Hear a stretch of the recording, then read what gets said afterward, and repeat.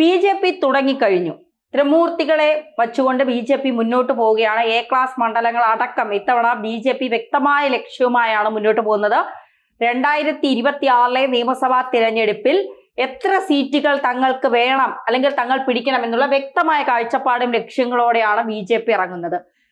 ഇപ്പൊ ശക്തയായ സ്ത്രീ നേതാക്കൾ, പ്രത്യേകിച്ച് ശോഭാ സുരേന്ദ്രൻ, പത്മജ വേണുഗോപാൽ, ശ്രീലേഖ, ഇവരൊക്കെ എ ക്ലാസ് മണ്ഡലങ്ങളിൽ മത്സരിക്കുമ്പോൾ ഇത്തവണ BJPയുടെ നീക്കം, പ്ലാൻ എങ്ങനെയായിരിക്കും?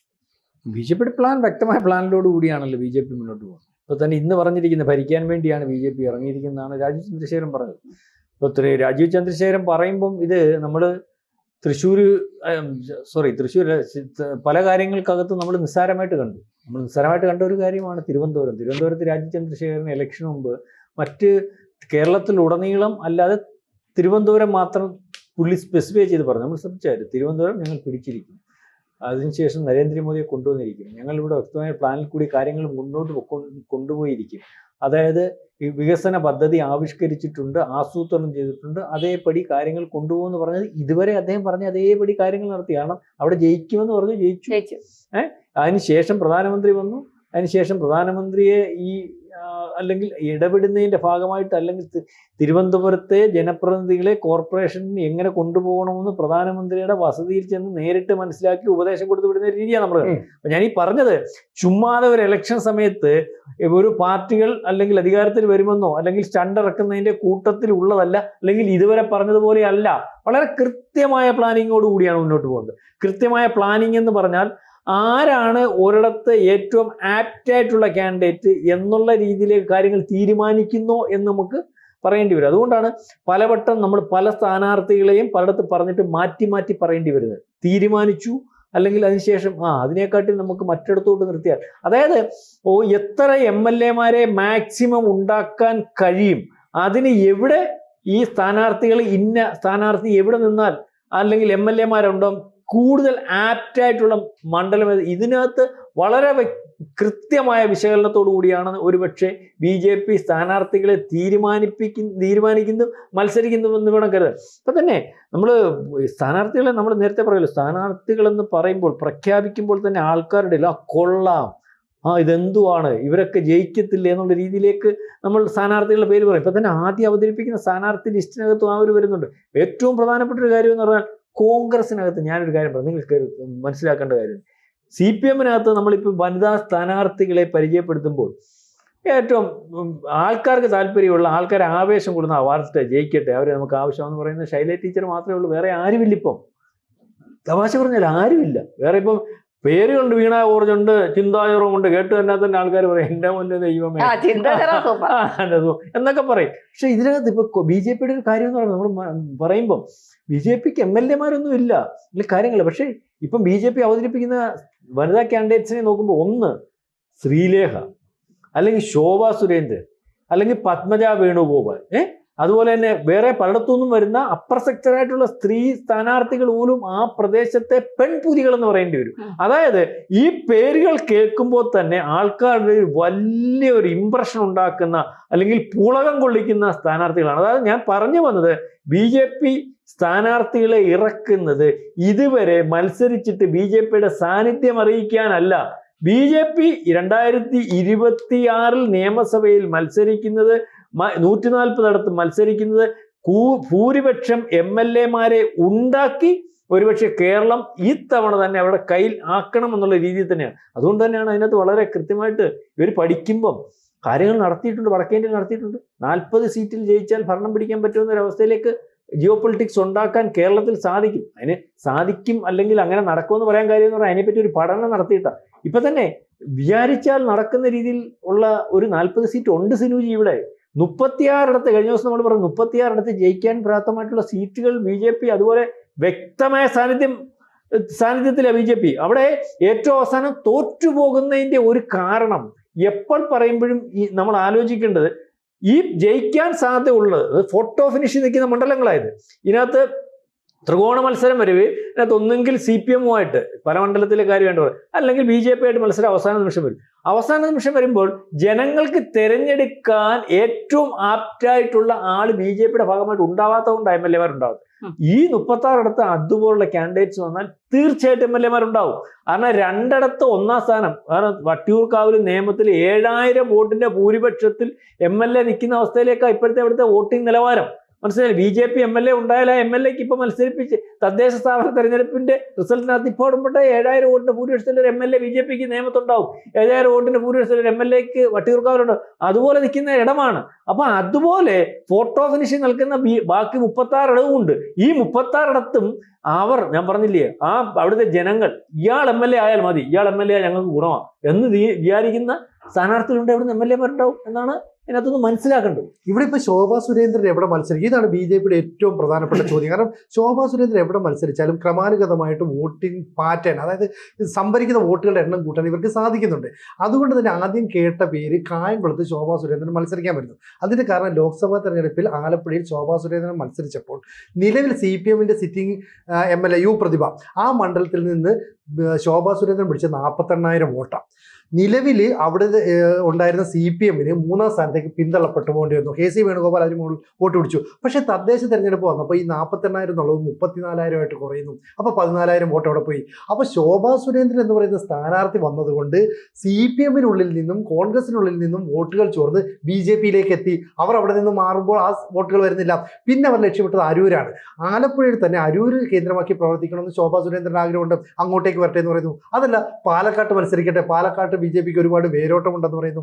അതല്ല തൃശ്ശൂർ മത്സരിക്കട്ടെ, കഴക്കൂട്ടത്തേക്ക് വരട്ടെ, തിരുവനന്തപുരത്ത്, എല്ലായിടത്തെയും BJP പ്രവർത്തകരുടെ ആഗ്രഹം ശോഭാ സുരേന്ദ്രൻ മത്സരിക്കാൻ വരണമെന്നാണ്. കഴിഞ്ഞ തവണ കഴക്കൂട്ടത്ത് മത്സരിച്ചപ്പോൾ ശോഭാ സുരേന്ദ്രൻ എത്രത്തോളം വോട്ട് നേടി എന്നുള്ളത് അവിടുത്തെ CPM സ്ഥാനാർത്ഥിയെ ഭയപ്പെടുത്തിയ കാര്യം കൂടിയാണ്. അതുകൊണ്ട് ശോഭാ സുരേന്ദ്രൻ എന്ന് പറയുന്ന ഒരു ക്രൗഡ് പുള്ളറെ എവിടെയെങ്കിലും സ്ഥാനാർത്ഥിയാക്കണമെന്ന് ആവശ്യപ്പെട്ട് BJP പ്രവർത്തകർ രംഗത്ത് വരുന്നു. വട്ടിയൂർക്കാവിൽ ശ്രീലേഖയുടെ പേര് എത്രയോ കാലമായിട്ട് ഉയർന്നു കേൾക്കുന്നു. ശ്രീലേഖ എന്ന് പറയുന്ന അധികാരമോഹിയാണ് എന്ന് വരുത്തി തീർക്കാൻ നമ്മുടെ മാധ്യമങ്ങൾ ശ്രമിച്ചിരുന്നു. പക്ഷെ അവരങ്ങനെയല്ല. ഞാൻ ജനങ്ങൾക്ക് വേണ്ടി നിലകൊള്ളുന്നു. കാരണം ഇവർ IPS ഉദ്യോഗസ്ഥയായിട്ട് ഉയർന്ന പദവിയിൽ ജോലി ചെയ്ത ആളാണ്. അപ്പോൾ അതിനപ്പുറത്തേക്ക് നിയമസഭാ തെരഞ്ഞെടുപ്പിൽ നിന്നാൽ വട്ടിയൂർക്കാവിലെ ജനങ്ങളുടെ മനസ്സ് കീഴടക്കാൻ കഴിയുമെന്നുള്ള തോന്നൽ BJP മനസ്സിലാക്കി. മാത്രമല്ല കെ മുരളീധരൻ അവിടെ മത്സരിക്കാൻ വരുന്നു. VK പ്രശാന്തിന് ശ്രീലേഖ ഭീഷണിയാണ് എന്ന രീതിയിൽ ചർച്ചകൾ വന്നു. ഇനി സുരേന്ദ്രനുണ്ട്, അല്ലെങ്കിൽ രാജീവ് ചന്ദ്രശേഖറുണ്ട്. സുരേന്ദ്രൻ മഞ്ചേശ്വരത്തും രാജീവ് ചന്ദ്രശേഖരൻ നേമത്തും ഒക്കെ മത്സരിച്ചാൽ നല്ല സ്ഥാനാർത്ഥികൾ തന്നെയാണ്. പക്ഷേ ഇവിടുത്തെ മറ്റൊരു പ്രശ്നം 35ഓളം സീറ്റുകൾ നേടിയാൽ ഞങ്ങൾക്ക് കേരളം ആര് ഭരിക്കണമെന്ന് തീരുമാനിക്കാൻ കഴിയുമെന്ന് K സുരേന്ദ്രൻ BJP-യുടെ അധ്യക്ഷനായ സമയത്ത് പറഞ്ഞതാണ്. ഇവിടുത്തെ പ്രശ്നം എന്താ അറിയോ? ഈ 4 മുതൽ ഒരു 10 സീറ്റുകളുടെ വരെ കാര്യം മാറ്റിവെച്ചാൽ ബാക്കിയുള്ള സീറ്റുകളിലേക്ക് ആരെയാണ് BJP അവതരിപ്പിക്കുന്നത്? അതെ, ഇതാണ് ഏറ്റവും പ്രധാനപ്പെട്ട ചോദ്യം. 140 മണ്ഡലങ്ങളിൽ ഇപ്പോഴും 39 മണ്ഡലങ്ങളിൽ BJP-ക്ക് സ്ഥാനാർത്ഥികൾ ഇല്ല എന്നാണ് പറയുന്നത്.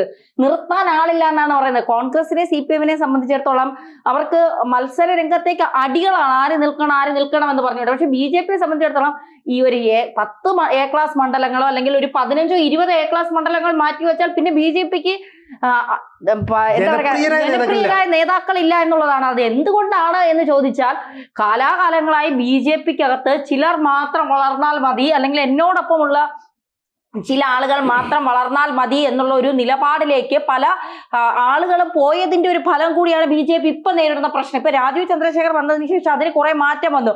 ഇപ്പൊ നമ്മൾ ആരും രാജീവ് ചന്ദ്രശേഖർ അല്ല BJP-യുടെ സംസ്ഥാന അധ്യക്ഷൻ ആയിരുന്നു എങ്കിൽ ഒരിക്കലും BV രാജേഷ് ഒരുപക്ഷെ തിരുവനന്തപുരം മേയർ ആകില്ല. അതൊരു ദീർഘവീക്ഷണം കൂടിയാണ്. BV രാജേഷ് വരുമ്പോൾ തിരുവനന്തപുരത്തിന് ഉണ്ടാകുന്ന മാറ്റം മാത്രമല്ല BJP-ക്ക് ഉണ്ടാകുന്ന ഒരു മാറ്റം കൂടി അവിടെ വലിയ രീതിയിൽ ഇപ്പോ അമിത്ഷാ ആണെങ്കിലും നരേന്ദ്രമോദി ആണെങ്കിലും അല്ലെങ്കിൽ രാജീവ് ചന്ദ്രശേഖരൻ അത് മുൻകൂട്ടി കണ്ടുകൊണ്ടുള്ള ഒരു നിയമനം അല്ലെങ്കിൽ ഒരു പദവി നൽകലായിരുന്നു അവിടെ കണ്ടത്. പക്ഷേ ഇത് മറ്റാരെങ്കിലുമാണ് ഇപ്പോഴും അധ്യക്ഷ സ്ഥാനത്തിൽ ആരെയും കുറ്റപ്പെടുത്തുന്നതല്ല, ആരും മോശമെന്നും പറയുന്നതല്ല. പക്ഷെ എങ്കിൽ പോലും ഈ തമ്മിത്തല്ലും ഈ പ്രശ്നങ്ങളും ഒക്കെ മാറ്റി നിർത്തിക്കൊണ്ട് പാർട്ടി വളരണം എന്ന് ചിന്തിക്കുന്ന ഒരു രീതിയിലേക്ക് BJP വളർന്നത് ഈ അടുത്ത സമയം തൊട്ടാണ് എന്നുള്ളതൊരു യാഥാർത്ഥ്യം. ഇപ്പൊ ശോഭാ സുരേന്ദ്രന്റെ കാര്യം പറഞ്ഞാൽ ശോഭാ സുരേന്ദ്രൻ BJP-യെ സംബന്ധിച്ചിടത്തോളം ശോഭയ്ക്ക് വേണ്ടി പിടിവലികളാണ്. ഇവിടെ നിൽക്കണം, അവിടെ നിൽക്കണം. കാരണം ശോഭ എവിടെ നിന്നാലും അവിടെ വോട്ടിംഗ് ശതമാനം കൂടും, വോട്ടിംഗ് വർധനമുണ്ടാകും. പിന്നീട് അടുത്ത തവണ ആ മണ്ഡലത്തിൽ ആര് നിന്നാലും അവർക്ക് ആ വോട്ട് കിട്ടി 2ാം സ്ഥാനത്തെങ്കിലും ആ സ്ഥാനാർത്ഥി വരുമെന്നുള്ള ഒരു ഇതുണ്ട്.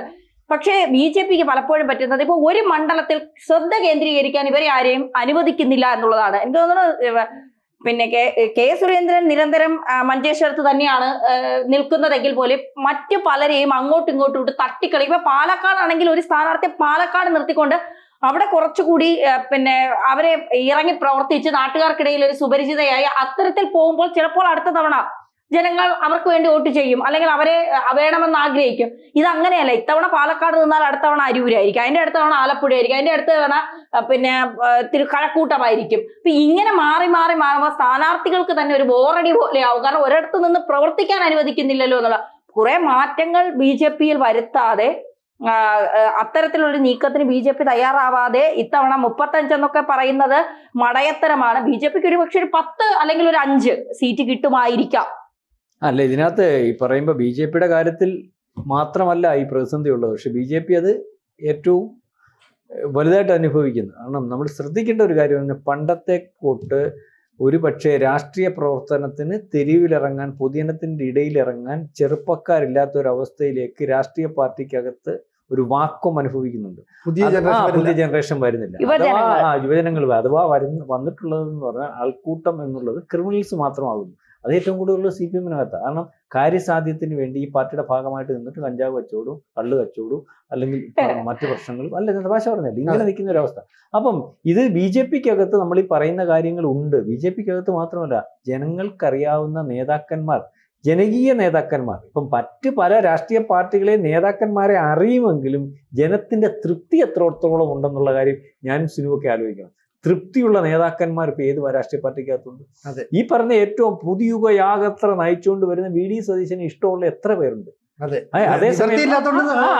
ഇവിടെ ഇപ്പൊ BJP നല്ലൊരു സ്ഥാനാർത്ഥിയെ ഒരു മണ്ഡലത്തേക്ക് പരിഗണിച്ചാൽ ആ പരിഗണനയുടെ അടിസ്ഥാനത്തിൽ തൊട്ടടുത്ത മണ്ഡലത്തിലും അതിന്റെ റിഫ്ലക്ഷൻ ഉണ്ടാവും. കാരണം നല്ല സ്ഥാനാർത്ഥിയാണ്, അവിടേക്ക് വോട്ട് പോകുന്നു, BJPയുടെ പ്രവർത്തനം അങ്ങനെയാണ് എങ്കിൽ അതിന്റെ ഒരു പ്രതിഫലം ഇങ്ങോട്ടേക്കും ഉണ്ടാവും. ഇത് തന്നെ എല്ലാ കാലത്തും CPM ചെയ്ത തന്ത്രമാണ്. CPM എന്ന് പറയുന്നത് എത്രയോ കാലമായിട്ട് ഈ പൊളിറ്റിക്കൽ മേഖലയിൽ ശ്രദ്ധ കേന്ദ്രീകരിച്ച് അല്ലെങ്കിൽ അവർക്ക് അതിന്റെ ഒരു തന്ത്രം പ്രയോഗിക്കണം. ഇപ്പൊ തന്നെ 2ാം പിണറായി സർക്കാർ നമ്മൾ പ്രതീക്ഷിച്ചായിരുന്നു, അല്ല UDF സർക്കാരിന് വിജയം ഉണ്ടാവുമെന്ന് പ്രതീക്ഷിച്ചെങ്കിലും അവസാന നാളുകളിൽ അവർ തന്ത്രപരമായ തെരഞ്ഞെടുപ്പ് പ്രചരണങ്ങൾ അഴിച്ചുവിട്ടുകൊണ്ട് വീണ്ടും ഇതല്ലെങ്കിൽ മറ്റാര് എന്നുള്ള രീതിയിലേക്ക് വന്നു. അപ്പം ജനങ്ങൾ ചിന്തിച്ചു, കോൺഗ്രസ് വന്നാൽ എന്ത് സംഭവിക്കും, ഇതിനേക്കാൾ ഭേദം പിണറായി അല്ലേ എന്നുള്ള ചിന്തയുണ്ട്. ഇപ്പോഴും നമ്മൾ ആലോചിച്ചു, കോൺഗ്രസ് ഈ യാത്രയൊക്കെ ആരംഭിച്ചു, ഗംഭീരമാണ്, ഓക്കെ ശരി. പക്ഷേ തെരഞ്ഞെടുപ്പ് അടുക്കുന്ന ഘട്ടം വരാൻ കാത്തിരിക്കുകയാണ് CPM. അവരുടെ തന്ത്രം എന്താണെന്ന് ഇപ്പോഴും നമുക്കറിയത്തില്ല. വയനാട് ചൂരൽമലയിൽ നടത്തുന്ന വികസനം നമ്മൾ കാണുന്നുണ്ട്, മറ്റ് ഓരോ മേഖലയിൽ നടത്തുന്ന വികസനമുണ്ട്. അതിന്റെ ഒരു അഴിച്ചുവിട്ടുള്ള പ്രചരണം ഇപ്പോഴും CPM ആരംഭിച്ചിട്ടില്ല. അതുകൊണ്ട് വളരെ ശ്രദ്ധയോടുകൂടി നിൽക്കണം. ഇത് തന്നെയാണ് BJP. നേരത്തെ പറഞ്ഞാൽ ആൾക്കാർ മറന്നു പറയാം. അതെ, BJP ഇതേ തന്ത്രമാണ്. കോൺഗ്രസിന്റെ വോട്ട് എടുത്തിയാടി BJP ചെയ്തില്ല. പക്ഷെ ബുദ്ധിപരമായിട്ട് കരുക്കൾ നീക്കിയില്ലെങ്കിൽ ഇപ്പോ കിട്ടുന്ന ഈ ഒരു മുൻതൂക്കം ഉണ്ടല്ലോ, അത് മുതലെടുക്കാൻ BJPക്കും കഴിയാതെ വരുന്ന ഒരു സാഹചര്യം ഉണ്ട്. അവസാനം ഈ ടൈറ്റ് ഫൈറ്റിലേക്ക് വരുമ്പോൾ ഈ പറയുന്നത് പോലെ എന്തായാലും BJPക്ക് ജയിക്കുമോ എന്നുള്ള തർക്കം വീണ്ടും വരും, സംശയം വീണ്ടും വരും. ആ സംശയം വരുമ്പോൾ ഈ പറയുന്ന പോലെ കോൺഗ്രസ് ജയിക്കണ്ടെന്ന് തീരുമാനിച്ചാൽ മാർക്സിസ്റ്റ് പാർട്ടി വിദ്യാർത്ഥി വരും. കഴിഞ്ഞ തവണ അങ്ങനെയാണല്ലോ, കുറെ അഴിമതി കഥകളൊക്കെ കോൺഗ്രസ് കൊണ്ടുവന്നു. അവസാനം ഒരു കിറ്റിൽ അതെല്ലാം മാഞ്ഞു പോയതാണ് നമ്മൾ കണ്ടത്. ആ ഒരൊറ്റ കിറ്റിൽ CPM വീണ്ടും അധികാരത്തിൽ വന്നു എന്നുള്ളത്. ഇതിനകത്ത് വേറെ കാര്യമുണ്ട്. വ്യക്തത വരുത്തി പറയുമ്പോൾ, കൃത്യത വരുത്തി പറയുമ്പോൾ ആൾക്കാരുടെ ചോദിക്കുമ്പോൾ, ഞാൻ കഴിഞ്ഞ പ്രാവശ്യം പലതും പറയത്തില്ലേ, നമ്മൾ പറയുമ്പം ഞാൻ പറയില്ല, പല നിയോജകമണ്ഡലങ്ങളിലും ജനകീയ MLA-മാരുടെ അവസ്ഥ വരുമ്പോൾ അവസാനം വോട്ട് അവർ കിട്ടുന്നതിന്റെ കാര്യം എന്ന് പറഞ്ഞ പോലെ ഇപ്പൊ ഇതിനകത്ത് കിറ്റിലല്ല, കിറ്റ് കിട്ടിയവൻ 35 ലക്ഷം ഉണ്ടാവും, പെൻഷൻ കിട്ടിയവൻ 65 ലക്ഷം ഉണ്ടാവും, ഈ 1000 രൂപ വീതം ഇപ്പൊ സ്ത്രീകൾക്ക് കിട്ടുന്നവൻ അതുപോലെ 1 കോടി ഉണ്ടാവും. ഏതെങ്കിലും ഒരു ആനുകൂല്യം കിട്ടാതെ ആരും കാണത്തില്ല. അവസാനം ഈ ആനുകൂല്യം കിട്ടിയവരെ വോട്ട് ചെയ്യുമ്പോൾ പിണറായി സർക്കാർ അധികാരത്തിൽ വരും. നമ്മൾ പറയുന്നതല്ല വിഷയം.